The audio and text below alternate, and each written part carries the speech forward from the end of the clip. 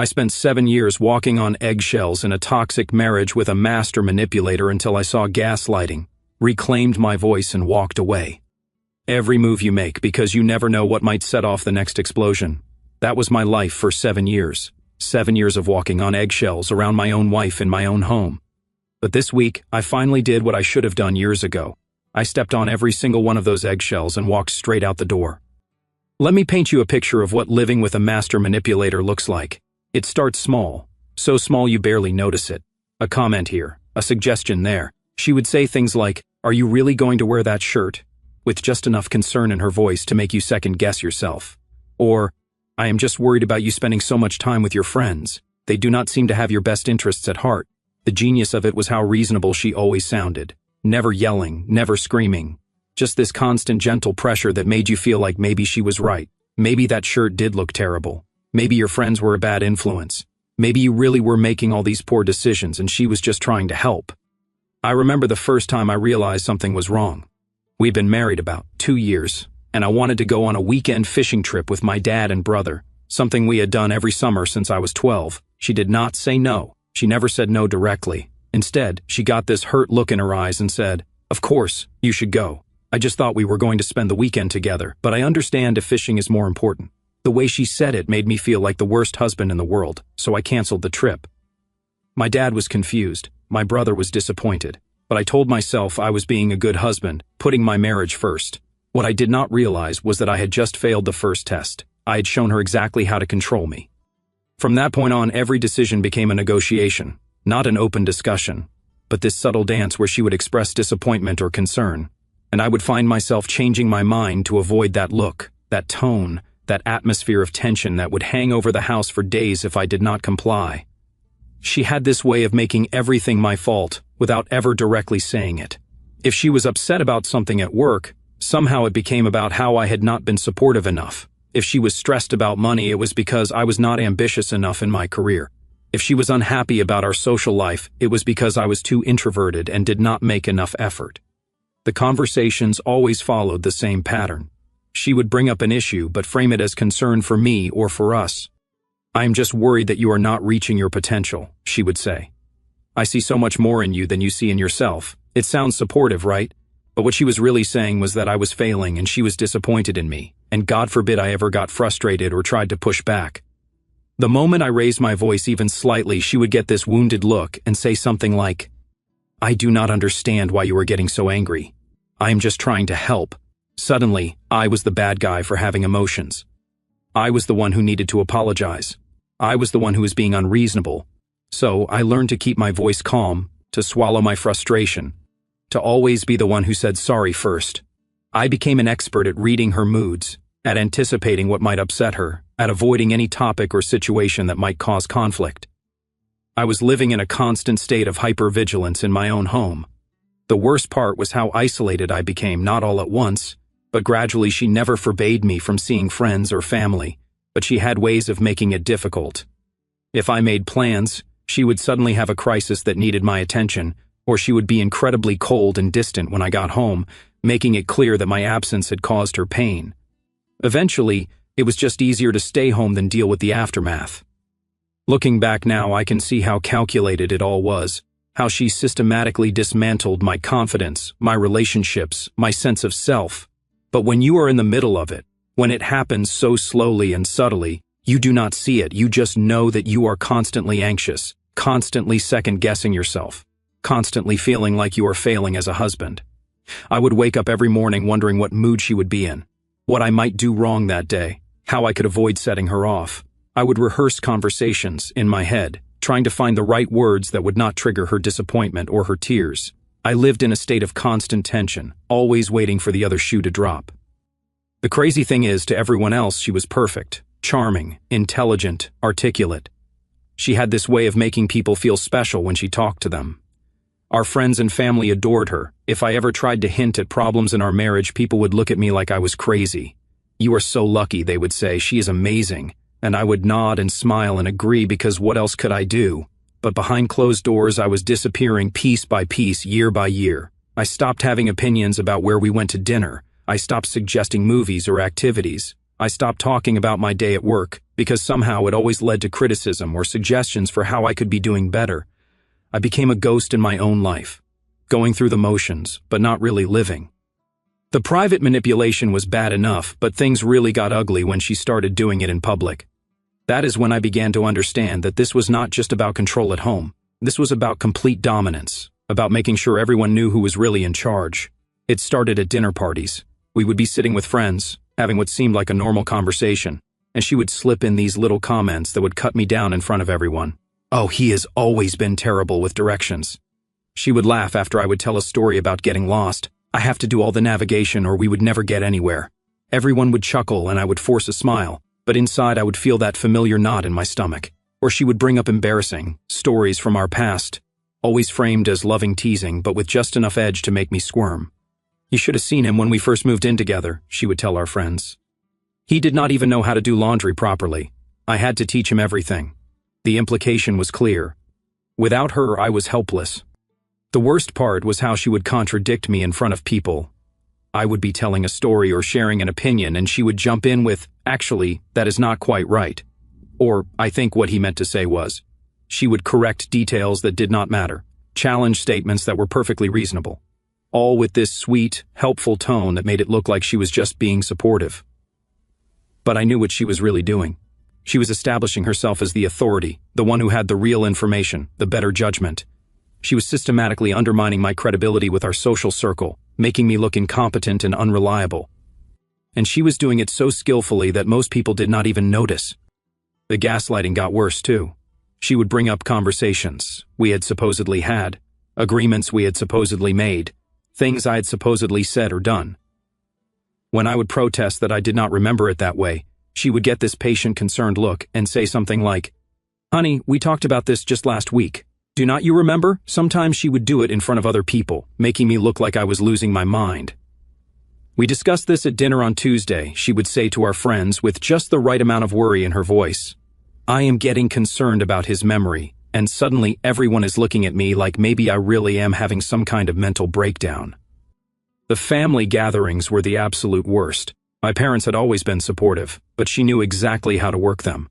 She would arrive with homemade cookies, compliment my mother's cooking, ask thoughtful questions about my father's work. Within 1 hour she would have them completely charmed. Then she would start dropping these subtle hints about how hard she was working to help me improve myself. "I keep encouraging him to take that promotion," she would tell my mother loud enough for me to hear. "But you know how he is with change." Or she would mention how she was trying to get him to be more social because she was worried about him isolating himself. The message was always the same. She was the devoted wife working tirelessly to help her problematic husband become a better person. And my family ate it up.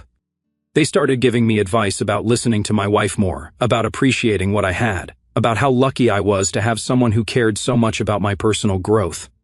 I began to dread social situations entirely. Every invitation became a source of anxiety because I knew it would be another opportunity for her to chip away at my reputation, my relationships, my sense of self. I would spend the entire evening on edge waiting for the next subtle attack, the next public humiliation disguised as loving concern. She had this way of making me feel like I was overreacting if I ever tried to address it. "I was just joking," she would say if I brought up one of her public comments. "Everyone knows I love you. You are being too sensitive." Or she would turn it around and make it about her feelings. "I cannot believe you think I would try to hurt you. That really hurts my feelings." The isolation became more complete. Friends stopped inviting us to things because they could sense the tension, even if they could not put their finger on what was wrong. My relationship with my family became strained because they kept taking her side, kept telling me how wonderful she was and how I needed to appreciate her more. I found myself making excuses to avoid gatherings, which only gave her more ammunition. "See, this is exactly what I was talking about," she would tell people. "He has become so antisocial. I am really worried about him." And the cycle would continue. The crazy thing was how she could switch it on and off in public. She was the perfect wife, attentive, supportive, loving. She would hold my hand, laugh at my jokes, gaze at me adoringly. But the moment we were alone in the car afterward, the mask would come off. "You embarrassed me tonight," she would say, her voice flat and cold. "The way you interrupted me when I was talking to Sarah was incredibly rude." Or she would pick apart everything I had said, every interaction I had had, finding fault with my behavior, my choices, my very existence. I started recording some of our conversations.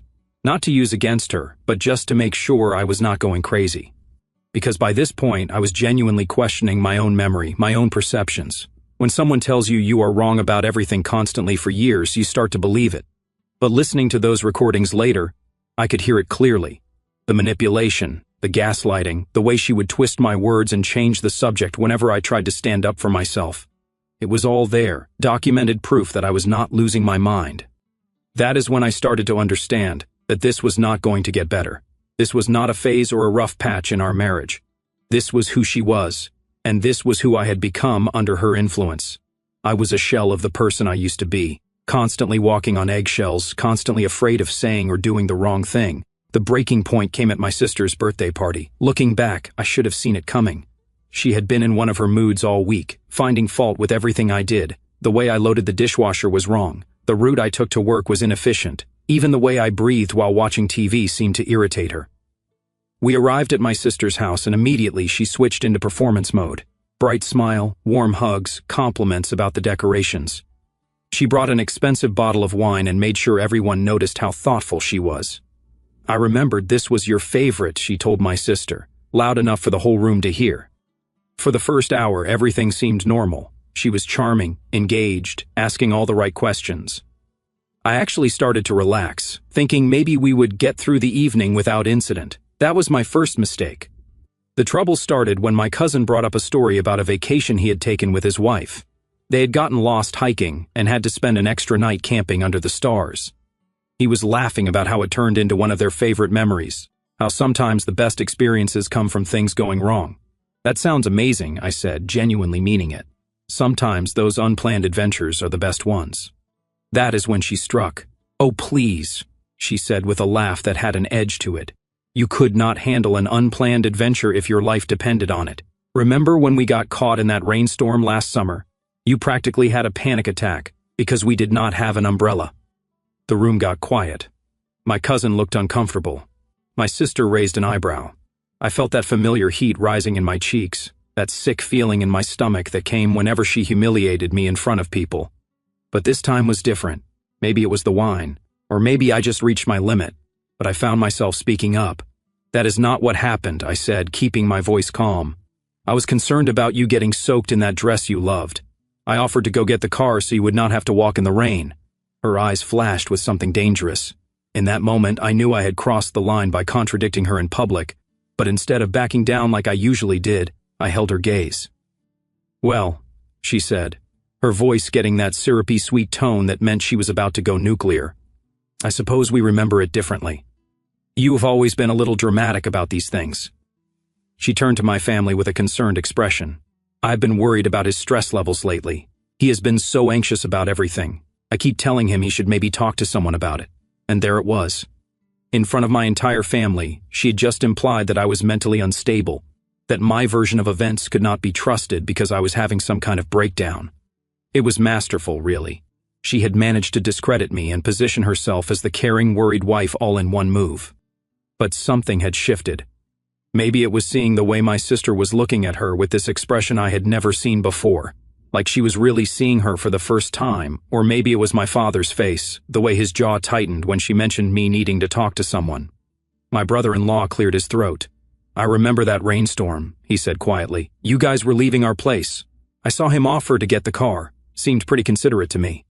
The silence that followed was deafening. She had been caught in a lie, called out in front of everyone. For just a moment, her mask slipped completely. I saw pure rage flash across her face before she quickly rearranged it into hurt confusion.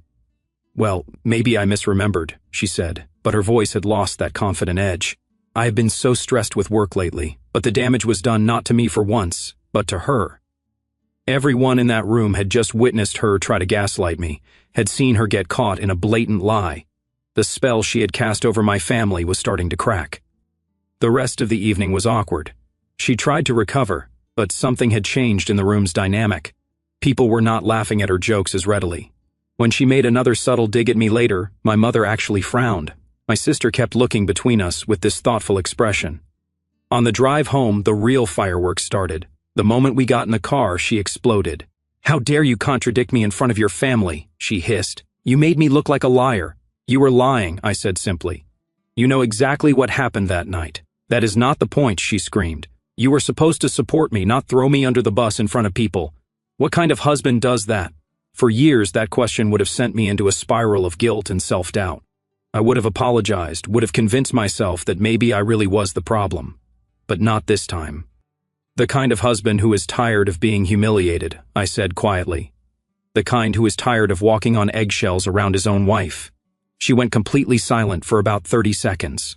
The only sound in the car was the hum of the engine. Then she started crying. Not the angry tears from before, but these soft, wounded sobs that she knew always broke my resolve. I cannot believe you think I humiliate you, she whispered. I love you. Everything I do is because I love you and want us to be happy. If you cannot see that, then maybe we have bigger problems than I thought. And there it was, the threat, the implication that if I did not fall back in line, if I did not apologize, and return to my role as the compliant husband, then our marriage was in jeopardy. It was emotional blackmail, pure and simple.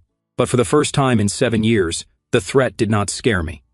It actually felt like relief, because I was finally starting to see the pattern clearly. The manipulation, the control, the systematic destruction of my self-worth. I was starting to understand that this was not love, this was not a marriage, this was a hostage situation. When we got home, she went straight to the bedroom and slammed the door. I sat in the living room for a long time, thinking about what had happened, about my brother-in-law defending me, about the look on my sister's face, about how it felt to finally stand up for myself, even in that small way. I realized that the person I used to be, the person I was before I met her, was still in there somewhere, buried under years of manipulation and control, but still alive. And for the first time in a long time, I wanted to find him again.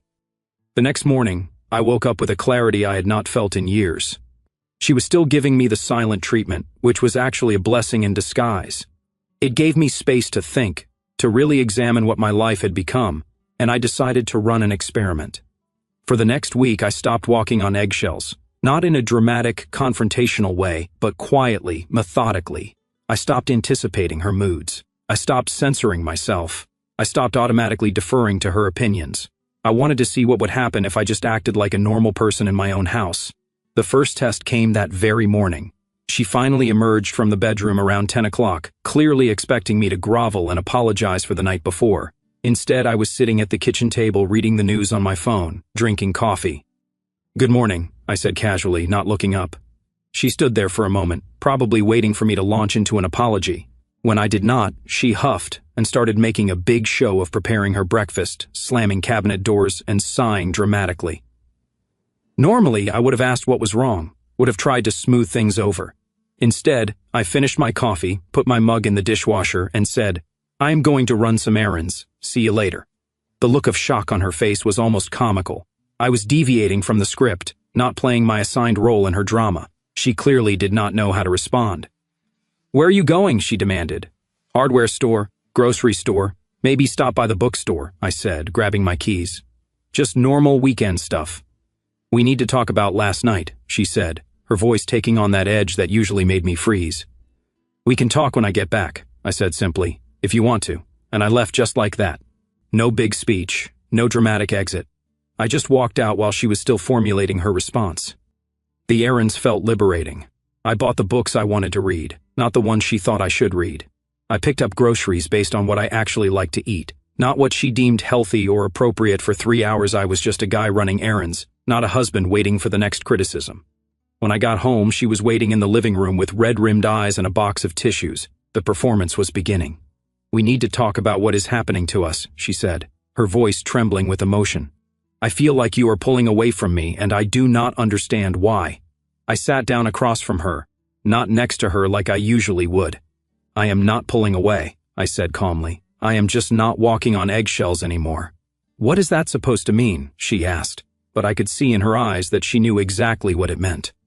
"It means I am tired of monitoring every word I say, every expression on my face, every decision I make because I am afraid of how you will react," I said. "It means I am done apologizing for things that are not actually problems."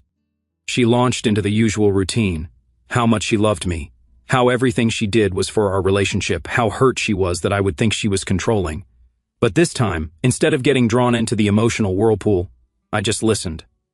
When she finished, I said, I believe that you think you love me, but the way you show it does not feel like love to me. It feels like management." That stopped her cold.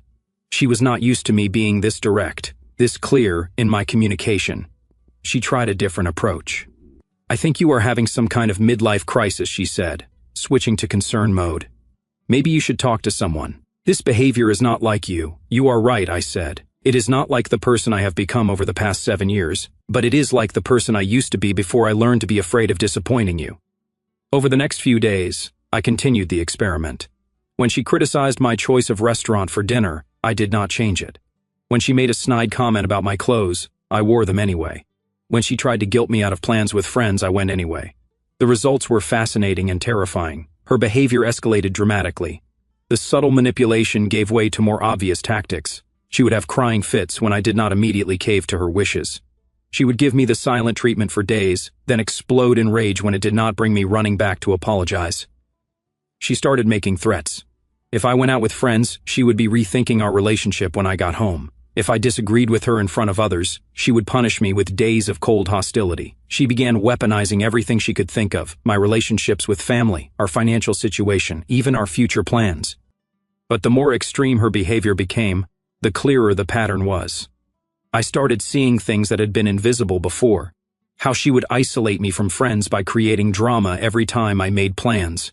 How she would undermine my confidence at work by constantly questioning my decisions and abilities. How she would rewrite history to make me doubt my own memory and perception. I also started noticing how she talked about other people. Her sister was too needy. Her best friend was going through a difficult phase. Her co-workers were incompetent or jealous of her success. Anyone who did not serve her needs was somehow deficient. The breakthrough came when she tried to involve my family in her campaign to bring me back in line. She called my sister crying about how worried she was about my recent behavior changes.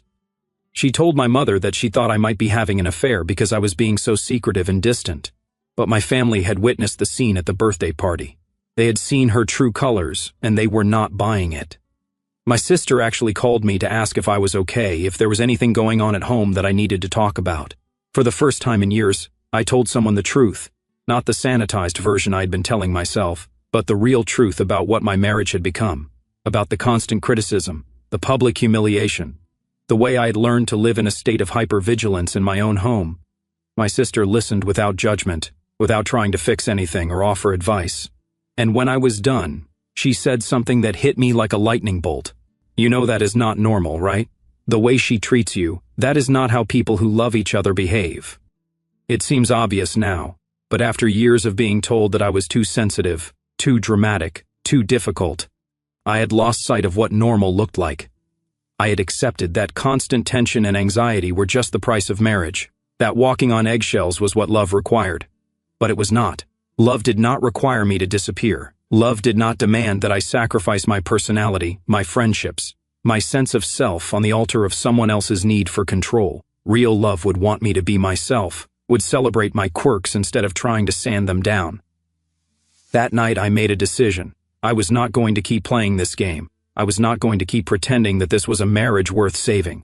I was not going to keep walking on eggshells, hoping that if I just got better at the dance, the music would finally change. The confrontation I had been building toward finally happened on a Thursday evening. She had spent the entire day texting me passive-aggressive messages about how distant I had become, how she barely recognized the man she married. When I got home, she was waiting in the living room with what I now recognized as her strategic positioning for maximum dramatic effect. "We need to have a serious conversation," she announced, using that tone that usually made my stomach drop. "This cannot continue." "You are absolutely right," I said, sitting down across from her. "It cannot." She launched into her prepared speech about how concerned she was about my behavior, how I was destroying our marriage with my selfishness and emotional unavailability. But this time, I did not defend myself. I did not explain or justify or apologize. I just listened. When she finished, I said calmly, "Are you done?" The question clearly threw her off. She was expecting the usual dance of guilt and reconciliation. Instead, I pulled out my phone and played one of the recordings I had made weeks earlier. Her voice filled the room, sharp and cutting, berating me for leaving dishes in the sink, telling me I was pathetic and useless around the house. On the recording, I could hear myself apologizing repeatedly, trying to explain while she just kept attacking. Her face went white. "You recorded me?" How dare you violate my privacy like that? Privacy? I laughed, and it felt good to laugh at the absurdity. You said all of this to me in our kitchen. This is how you talk to your husband when you think no one is listening. She tried to recover, switching to victim mode. I was having a bad day. You are taking things out of context. This is not fair. You want to hear more? I asked, reaching for my phone again. I have got hours of this stuff. You calling me names, telling me I am worthless, threatening to leave every time I do not immediately cave to what you want. The mask was slipping fast now. I could see panic in her eyes as she realized her usual tactics were not working. That is when she played her final card. If you are so miserable, then maybe we should just get divorced, she said, tears streaming down her face. Is that what you want? To throw away 7 years of marriage? In the past, that threat would have sent me into a panic. I would have immediately started backtracking, apologizing, begging her not to leave. But this time I felt nothing but relief. Yes, I said simply. That is exactly what I want. The word hung in the air between us. She stared at me in complete shock, clearly not expecting that response. The tears stopped instantly. You do not mean that, she said, her voice now cold and calculating. You are just angry. We can work through this. No, we cannot, I said, standing up. Because you do not think there is anything to work through. You think the problem is me not accepting your treatment. But I finally understand that the problem is the treatment itself. She tried everything then. Anger, tears, threats, promises to change. Accusations that I was having an affair, claims that I was mentally unstable. She cycled through every manipulation technique in her arsenal. But I was done explaining, done defending, done trying to make her understand. I had spent 7 years walking on eggshells, and now I was finally ready to step on every single one of them. I will be staying at my sister's tonight, I said, heading toward the bedroom to pack a bag. We can figure out the details later. You cannot just leave, she screamed, following me. You cannot just walk away from our marriage. I turned around and looked at her one last time, really looked at her, and for the first time in years I saw her clearly. Not as the woman I had fallen in love with, not as the wife I had been trying so hard to please, but as the person she actually was. Someone who needed to control and diminish others to feel powerful. Someone who could not love without owning. Watch me, I said, and walked out the door. Walking out that door was the hardest and easiest thing I had ever done. Hard because I was ending 7 years of my life. Easy because I was finally free. The next few weeks were a whirlwind. She tried everything to get me back. Love bombing, where she suddenly became the perfect wife she had never been. Threats about taking everything in the divorce. Attempts to turn my family against me by playing the abandoned, heartbroken wife. But my family had seen enough. My sister let me stay in her guest room, and never once suggested I should work things out. My parents, who had been charmed by her for years, finally admitted they had always felt uncomfortable around her, but could not put their finger on why. The divorce process revealed even more about who she really was. She tried to claim I was mentally unstable, using my recent erratic behavior as evidence. She attempted to get alimony by portraying herself as financially dependent, conveniently forgetting she made more money than I did. When those tactics failed, she tried one last manipulation. She showed up at my sister's house, sobbing, begging me to give her another chance. She promised she would change, that she would go to therapy, that she finally understood what she had done wrong. For a moment, just a moment, I almost wavered. 7 years of conditioning does not disappear overnight. But then I remembered something my therapist had told me. When someone shows you who they are, believe them the first time. She had shown me who she was for 7 years. The tears, the promises, the sudden self-awareness. This was just another performance. Another attempt to regain control. I am sorry, I told her, and I meant it. But I am done. The relief on my family's faces when I said those words told me everything I needed to know. They had been watching me disappear for years, hoping I would find my way back to myself.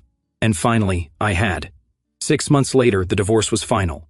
I found a place of my own. Nothing fancy, but it was mine. No one criticized my choice of furniture or told me I was loading the dishwasher wrong. No one made me feel like I was walking through a minefield every time I opened my mouth. I started rebuilding the relationships I had lost, called friends I had not spoken to in years, made plans without having to negotiate or justify them to anyone, rediscovered hobbies I had abandoned because they took too much time away from the marriage. The most amazing thing was rediscovering my own voice. For so long I had been speaking in the careful, measured tones of someone afraid of saying the wrong thing. Now I could express opinions, disagree with people, even argue when I felt strongly about something. I could be myself without apology. I will not lie and say it was easy. There were moments of doubt, times when I wondered if I had made a mistake. Divorce is hard, even when it is the right choice. But every time I started to second-guess myself, I would remember what it felt like to live in constant anxiety, to monitor every word and expression, to feel like a stranger in my own life. Recently, I heard through mutual friends that she is dating someone new. I actually felt sorry for the guy. He probably thinks he has met this amazing, charming woman who is just recovering from a difficult marriage to an unstable man. He has no idea what he is in for, but that is not my problem anymore. I learned something important through all of this. You cannot love someone into being a better person. You cannot sacrifice enough of yourself to fix someone else's brokenness. All you can do is decide what you will and will not accept in your own life. I spent 7 years walking on eggshells, tiptoeing around someone else's inability to handle normal human interaction. I bent myself into shapes I did not recognize, trying to be the perfect husband for someone who could not be satisfied, but this week I finally stepped on those eggshells and walked away. And you know what I found on the other side? Peace, self-respect, the ability to sleep through the night without wondering what I had done wrong or what crisis would be waiting for me in the morning. I found myself again, and that person, he is never going back to walking on eggshells for anyone. Our story has come to an end. If you have made it this far, how about subscribing to our channel? It helps us immensely. I have selected 2 other videos for you that I am sure you will enjoy. Feel free to click on them. I will be waiting for you in the next story. See you soon.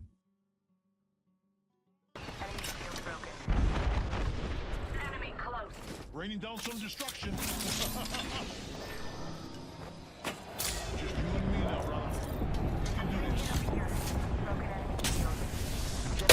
Enemy shield. Enemy down. Shield crack.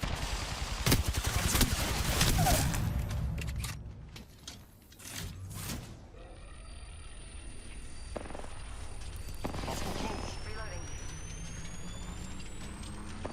Hostile right here. No light ammo, bro. They spotted me. I'm taking shots. Frag out. Throwing thermite.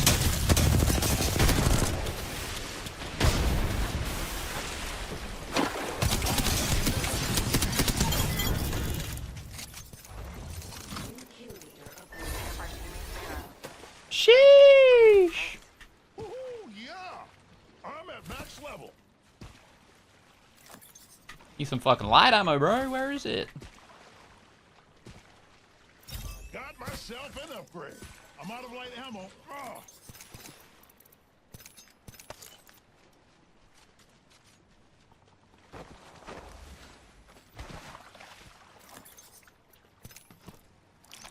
Destroying respawn beacon. Shield up. It is a banger. I had to turn it up to hear it properly. It's like, what's on? Time to heal. My health is low. Gotta heal. Take it. I'm out of light ammo. I took a moment to sharpen my blade. Sentinel here.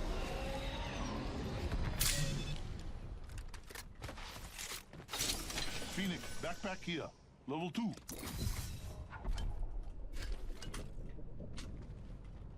Uh-oh, I'm low on ammo. Better find some while I can. There we go. Woo. Already inside.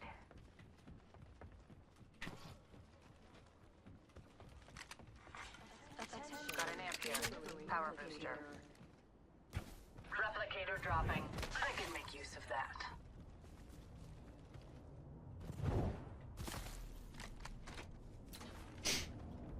This weapon is enhanced. An excellent selection.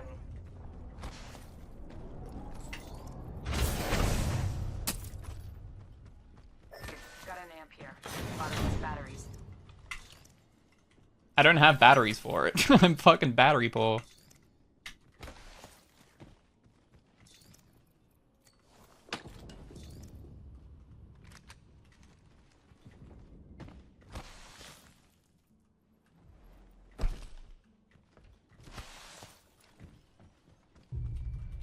Oh, mag. Holy. They do exist. Half gone. It's like 2 games tonight where I've played like the whole game without a mag. On light mag. Nightmare fuel.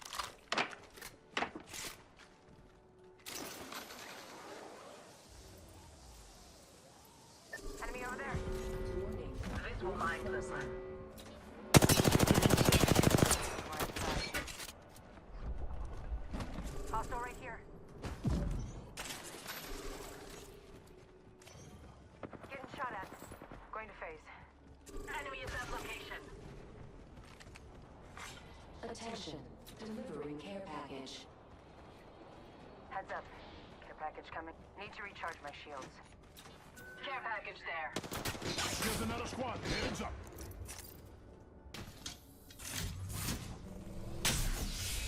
No, no, no, no. Hostile of an enemy there.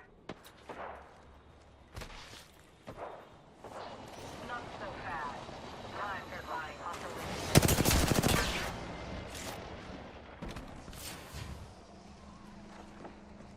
Recharging shields. I'm down. What the fuck? Where from? I wonder how many people actually fuck with this map. I think it's my favorite. But dude, are you telling me that there's a team in every building in this fucking side of the map already? Like, what are we doing?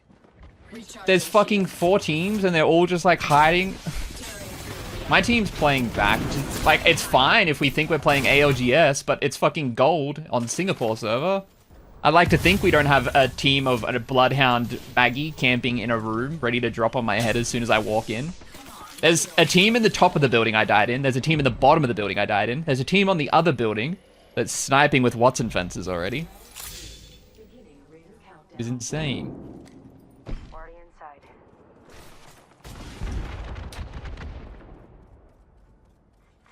Replicator being delivered. Got a replicator incoming.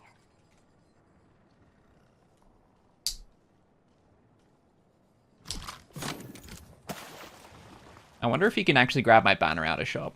I don't know. I feel like you can. Am I crazy?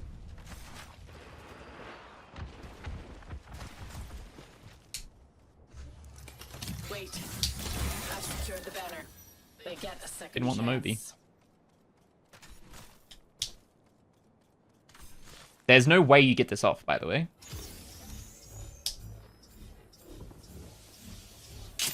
Oh my god, there's literally someone running right over. Adjust your strategy.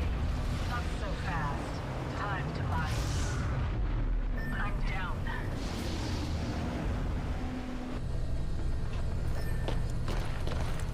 Just us, brother. Here comes Gibraltar.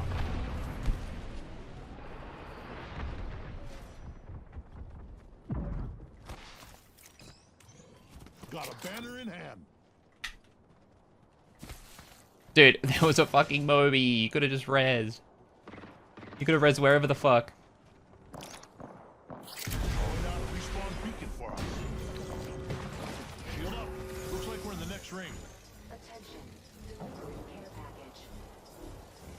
Care package coming in. Care package over there.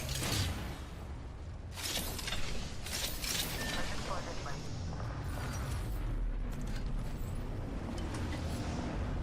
Watch yourself. There's another squad attack. Broken enemy shield.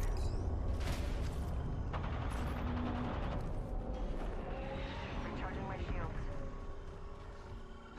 Listen, let's move here. Yeah, bro, I'm trying.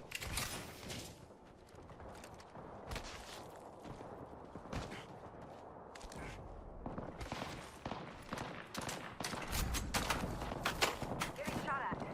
Reloading. Beginning countdown.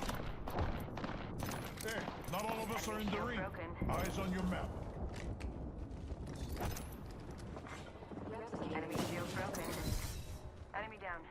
Replicator dropping.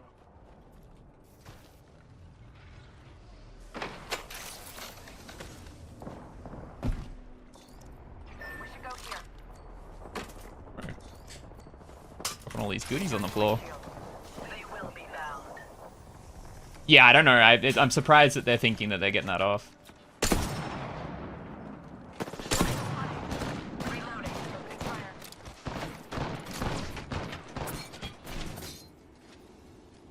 Do they have a Watson ult on this roof? I can just fucking ult over. I can ult this fucking roof.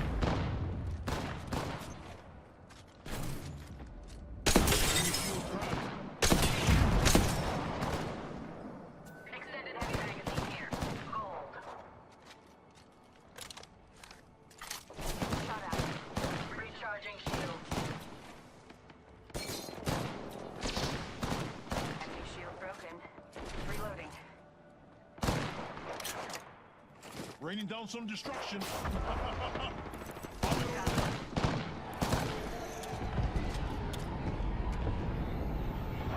There is a Watson ult on the fucking roof. God damn it. Repairing damages.